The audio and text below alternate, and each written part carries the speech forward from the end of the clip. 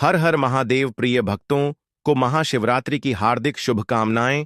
भक्तों, 26 फरवरी 2025 महाशिवरात्रि के पावन दिन पर पहन लेना अपने गले में इस पौधे की जड़ को हो जाएगा आपका भाग्य। 7वें आसमान पर जहां भी जाओगे, इस जड़ को पहनने के बाद दौलत आपके पीछे पीछे चली आएगी।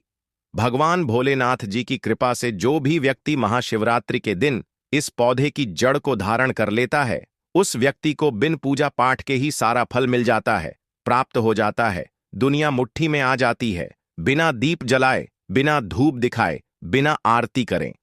मात्र महाशिवरात्रि के दिन इस पौधे की जड़ को धारण करने भर से एक व्यक्ति का बेड़ा पार हो जाता है।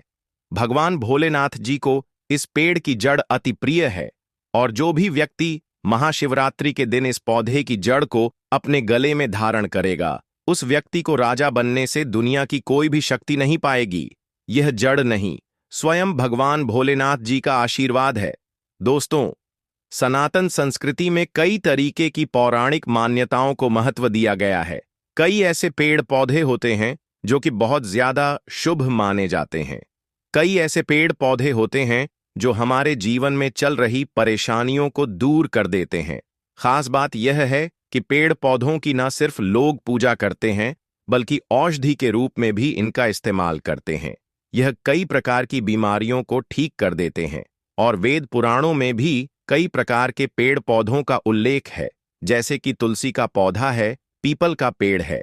इसका हमारे सनातन धर्म में बहुत ही ज्यादा आध्यात्मिक महत्व होता है। दोस्तों, आपने देखा होगा हम सब पीपल की पूजा करते हैं। हमें पीपल की पूजा क्यों करनी चाहिए? क्योंकि पेड़ पौधों में कुछ ऐसी अलौकिक शक्तियां होती हैं जिसके दम पर कम समय में आपको अच्छे परिणाम मिलते हैं।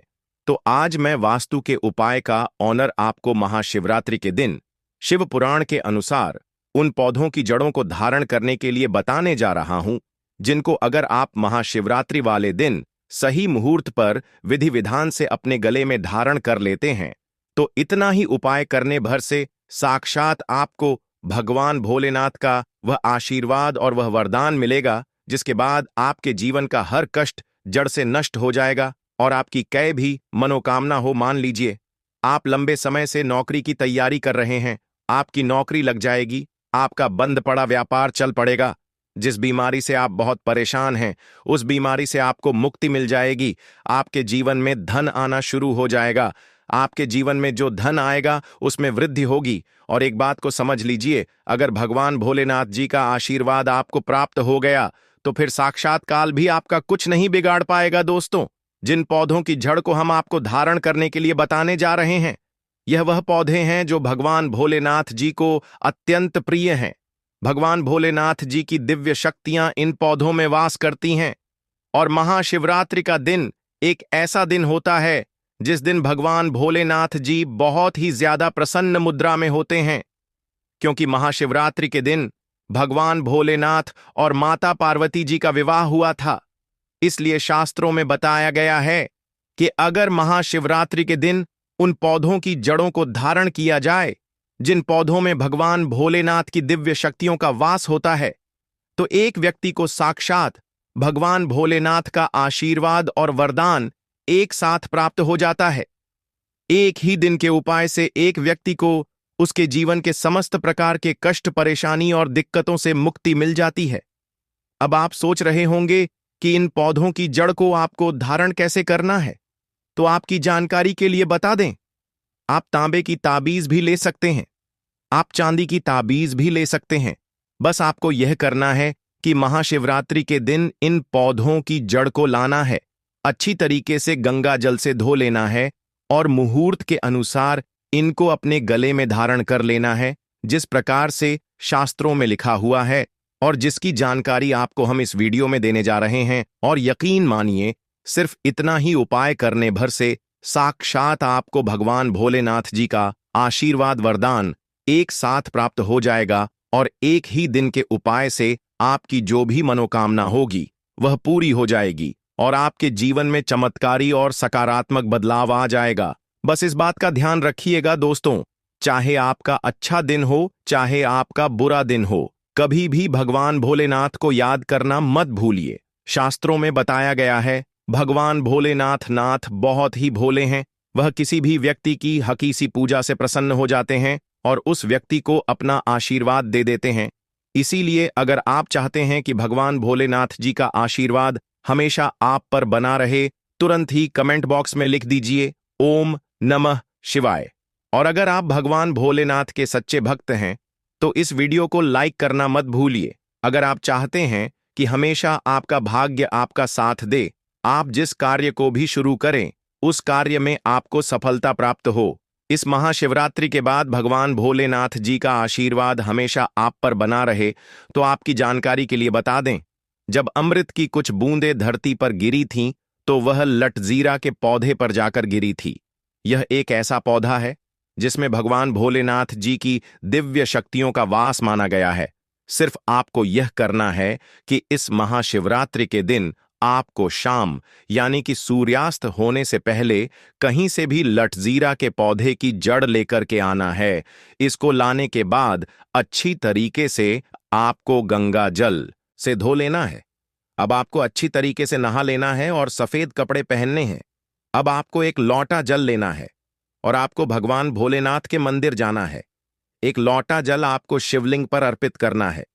लटजीरा पौधे की जड़ को अपने हाथ में पकड़ना और भगवान भोलेनाथ के बीज मंत्र का जाप 108 बार आपको करना है। भगवान भोलेनाथ जी को 108 की संख्या बहुत प्रिय है। बी मंत्र है श्री शिवाय नमस्तुभयम। हम फिर से रिपीट कर दे रहे हैं दोस्तों, श्री शिवाय नमस्तुभ्यम।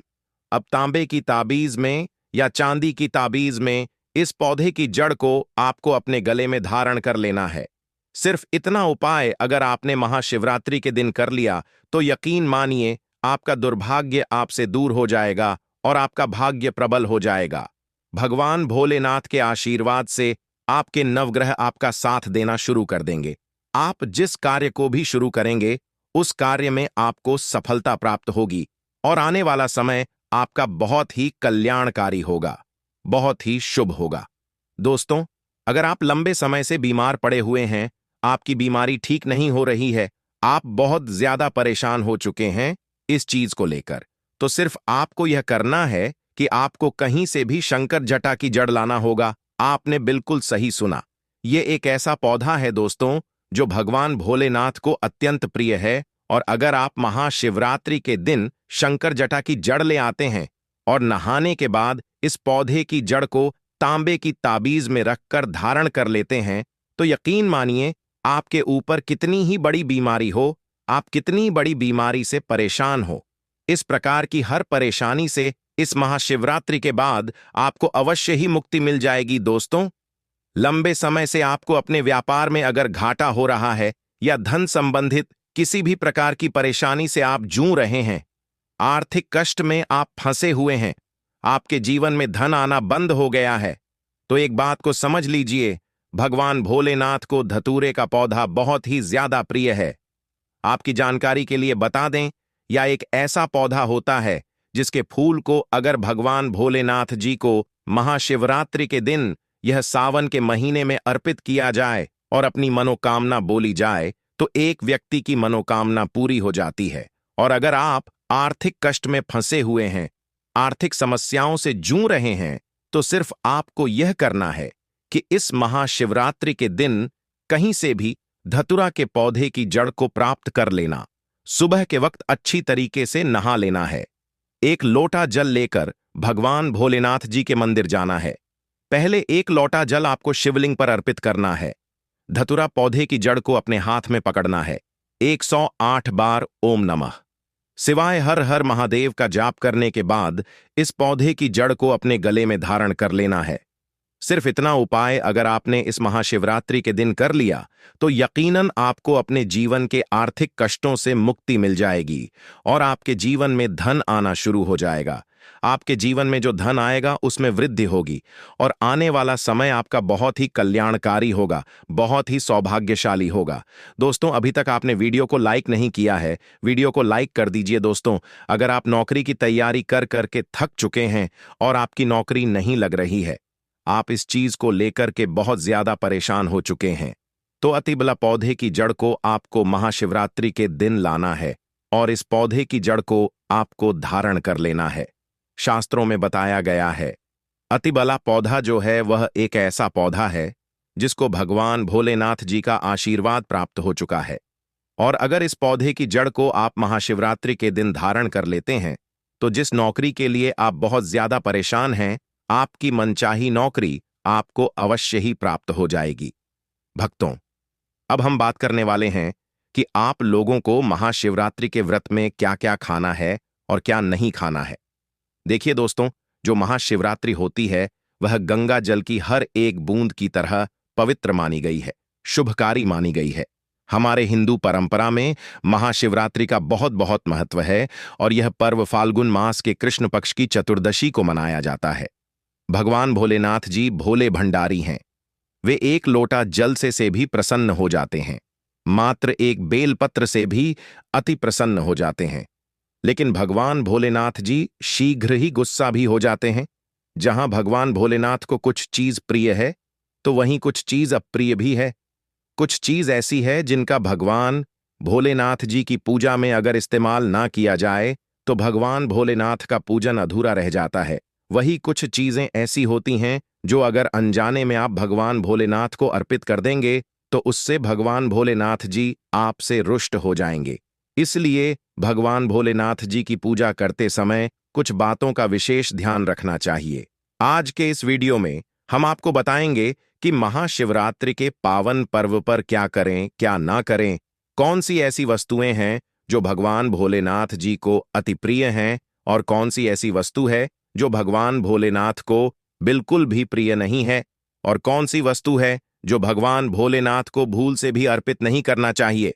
दोस्तों, वीडियो आगे शुरू करें उससे पहले भगवान भोलेनाथ जी के सच्चे भक्त वास्तु ज्ञान एस्ट्रो चैनल की इस वीडियो को एक लाइक अवश्य कर दें और कमेंट बॉक्स में हर हर महादेव अवश्य लिख दें, जिससे कि भगवान भोलेनाथ जी का आशीर्वाद आपको सीधे प्राप्त हो सके।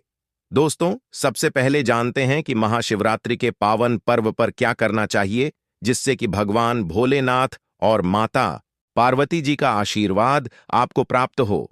महाशिवरात्रि के दिन भगवान भोलेनाथ जी की पूजा सफेद या लाल रंग के वस्त्र धारण करके ही करें। सफेद और लाल रंग के वस्त्र धारण कर भगवान भोलेनाथ का पूजन करना बहुत ही शुभ माना जाता है। यदि संभव हो तो इस दिन पूजा में बिना सिले हुए वस्त्र पहने महाशिवरात्रि के पावन पर्व पर भगवान भोलेनाथ की शिवलिंग का पूजन अवश्य ही करें। शास्त्रों के अनुसार महाशिवरात्रि के दिन ही भगवान भोलेनाथ शिवलिंग के रूप में प्रकट हुए, इसलिए इस दिन शिवलिंग का पूजन करना सबसे ज्यादा श्रेष्ठ माना जाता है। सफेद और लाल रंग के वस्त्र धारण कर भगवान भोलेनाथ जी का पूजन करना बहुत ही शुभ माना जाता है। यदि संभव हो तो इस दिन पूजा में बिना सिले हुए वस्त्र पहने महाशिवरात्रि के पावन पर्व पर भगवान भोलेनाथ के शिवलिंग का पूजन अवश्य ही करें। शास्त्रों के अनुसार महाशिवरात्रि के दिन ही भगवान भोलेनाथ शिवलिंग के रूप में प्रकट हुए, इसलिए इस दिन शिवलिंग का पूजन करना सबसे ज्यादा श्रेष्ठ माना जाता है। शिवलिंग का पूजन करने से भगवान भोलेनाथ और माता पार्वती के असीम कृपा प्राप्त होती है। वैसे तो महाशिवरात्रि पर भगवान भोलेनाथ का पूजन रात्रि के चारों पहर में किया जाता है। दोस्तों, इस बार पंचांग के अनुसार फाल्गुन माह के कृष्ण पक्ष की चतुर्दशी तिथि 26 फरवरी को शुरू होकर 27 फरवरी को समाप्त होगी। चतुर्दशी तिथि 26 फरवरी को सुबह 11:05 से शुरू होकर 27 फरवरी को सुबह 8:54 पर समाप्त होगी। महाशिवरात्रि व्रत के दिन निश्चिता काल में भगवान शिव जी और माता पार्वती जी की पूजा की जाती है। महाशिवरात्रि का व्रत इस साल 26 फरवरी 2025 बुधवार के दिन रखा जाएगा। दोस्तों, अब बात करते हैं कि आप लोग किस पहर में कितने समय पूजन कर सकते हैं। प्रथम पहर पूजन समय 26 फरवरी को प्रातः काल में 5:01 से लेकर 6:05 तक। दूसरा पहर पूजन समय शाम 6:29 से रात 9:34 तक। तीसरे पहर पूजन समय रात 9:34 से 27 फरवरी सुबह 12:39 तक। चौथा पहर पूजन समय 27 फरवरी को रात 12:39 से सुबह 3:45 तक है। भक्तों, महाशिवरात्रि का मतलब है भगवान भोलेनाथ का रात्रि के समय पूजन करना, इससे भगवान भोलेनाथ जी अति शीघ्र ही प्रसन्न हो जाएंगे और आपको मनचाहा वरदान देंगे। महाशिवरात्रि पर भगवान भोलेनाथ के साथ माता पार्वती जी की पूजा भी अवश्य ही करें। ऐसा करने से आपको भगवान भोलेनाथ के साथ माता पार्वती जी का भी आशीर्वाद प्राप्त होगा। शिवरात्रि के दिन भगवान भोलेनाथ की शिवलिंग पर बेलपत्र अवश्य ही अर्पित करें। बेलपत्र भगवान भोलेनाथ को अति प्रिय है। बेलपत्र के बिना भगवान भोलेनाथ का पूजन अधूरा माना जाता है। बेलपत्र एक पत्ता नहीं माना जाता। एक डांडी में जो 3 पत्ते जुड़े हैं उन्हें बेलपत्र कहा जाता है। एक डांडी में 3 जुड़े हुए बेलपत्र ही शिवलिंग पर अर्पित करें और चंदन से उस पर ओम नमः शिवाय लिख करके अर्पित करें। ऐसा करने से भगवान भोलेनाथ की कृपा प्राप्त होती है। महाशिवरात्रि के दिन भगवान भोलेनाथ को पूजा में अक्षत अर्पित करें। ऐसा करने से आपको भगवान भोलेनाथ जी का आशीर्वाद प्राप्त होगा। इस दिन रात्रि में भगवान भोलेनाथ जी का जागरण अवश्य करना चाहिए, जिससे आपको महाशिवरात्रि का पूर्ण फल प्राप्त हो सके। महाशिवरात्रि के दिन भगवान भोलेनाथ की पूजा करने से पहले भगवान श्री गणेश, भगवान कार्तिकेय, नंदी जी और माता पार्वती जी का पूजन अवश्य ही करना चाहिए, नहीं तो आपको पूजा का फल प्राप्त नहीं होगा। इस दिन बैल को हरा चारा अवश्य ही खिलाना चाहिए, क्योंकि बैल को नंदी जी का रूप माना जाता है, जो भगवान भोलेनाथ जी को अत्यधिक प्रिय है। दोस्तों, महाशिवरात्रि पर इन कार्यों को करने से भगवान भोलेनाथ की कृपा प्राप्त होती है। दोस्तों, अब बात करते हैं कि आपको महाशिवरात्रि के दिन क्या क्या खाना चाहिए।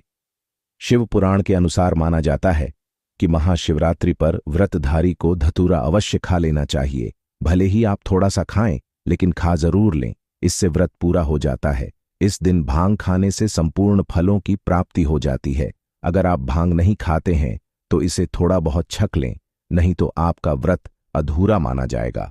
दोस्तों, महाशिवरात्रि के पावन पर्व पर भगवान भोलेनाथ और माता पार्वती जी की कृपा प्राप्त करने के लिए इन सभी बातों का विशेष ध्यान रखें, जिससे आपको व्रत और पूजा का पूर्ण फल प्राप्त हो और भगवान भोलेनाथ और माता पार्वती जी की आपको कृपा मिल सके। बहुत सी चीजें इस दिन के व्रत में ऐसी होती हैं जो आपको नहीं खानी चाहिए, और एक चीज ऐसी है जो महाशिवरात्रि के दिन जरूर खानी चाहिए, ताकि आपको इस व्रत का संपूर्ण फल मिले। महाशिवरात्रि के दिन बहुत से लोग व्रत रखते हैं। एक बेला उपवास रखकर कई लोग साथ भी भोजन करते हैं। महाशिवरात्रि का व्रत अगर आप रखते हैं तो ध्यान रखें, शरीर में पानी की कमी ना हो, इसके लिए अनार या संतरे के जूस का सेवन कर सकते हैं, लेकिन गन्ने का जूस मत पीजिए। महाशिवरात्रि के दिन फलाहार में सेब, संतरा, पपीता, केला, खीरा वगैरह खा सकते हैं। इस दिन नमक नहीं खाना चाहिए। बहुत से लोग सेंधा नमक का खाना खाते हैं, तो आप वह खा सकते हैं, कोई दिक्कत नहीं है, लेकिन सफेद नमक को मत खाएगा आलू का आप प्रयोग कर सकते हैं, पर काला नमक को मत खाएगा भूलकर भी चावल, रोटी यानी अनाज का प्रयोग मत कीजिएगा। आप गेहूं तो एक बार खा भी सकते हैं, पर चावल मत खाएगा, इस बात का ध्यान रखिएगा। दही वगैरह भी खा सकते हैं, कोई दिक्कत नहीं है। मूंगफली, यह मखाने को घी में फ्राई करके भी खा सकते हैं। गाजर, लौकी की खीर, साबूदाने की खिचड़ी आप खा सकते हैं। इस दिन कुत्तों के आटे का खाना भी आप बना सकते हैं, आप उसको भी खा सकते हैं। दोस्तों,